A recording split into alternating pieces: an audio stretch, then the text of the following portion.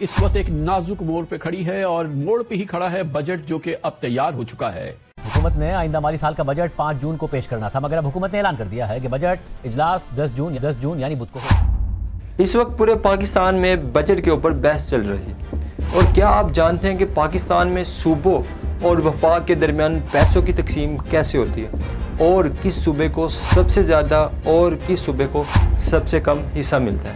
پاکستان میں وفاق کی جانب سے جمع کیے جانے والا بیشتر ٹیکسز NFC ایوارڈ کے تحت تقسیم کیا جاتا ہے۔ موجودہ فارمولے کے مطابق ٹیکس کلیکشن کا 57.5% حصہ صوبوں کو دیا جاتا ہے، جبکہ 42.5 حصہ صرف وفاق کے پاس رہتا ہے۔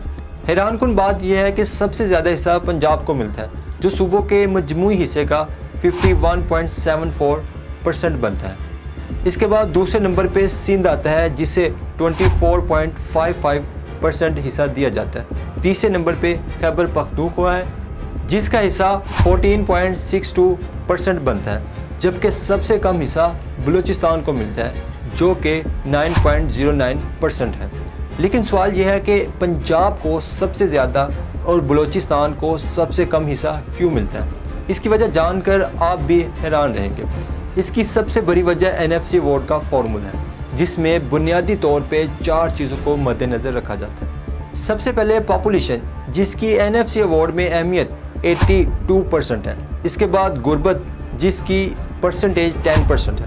اس کے بعد ریونیو جنریشن، جو کہ 5% کنٹریبیوٹ کرتا ہے، اور اس کے بعد انورس پاپولیشن ڈینسٹی، جس کی اہمیت صرف 2.7% ہے۔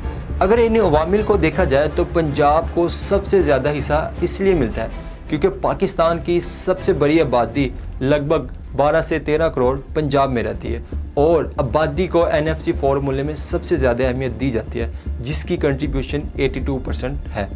دوسری جانب بلوچستان کو نسبتاً کم حصہ ملتا ہے کیونکہ اس کی آبادی دیگر صوبوں کے مقابلے میں بہت ہی کم ہے۔ اس کا مطلب یہ ہوا کہ NFC ایوارڈ میں سب سے اہم ایلیمنٹ آبادی کا ہے، اور یہی وجہ ہے کہ پنجاب سب سے زیادہ جبکہ بلوچستان سب سے کم حصہ حاصل کرتا ہے۔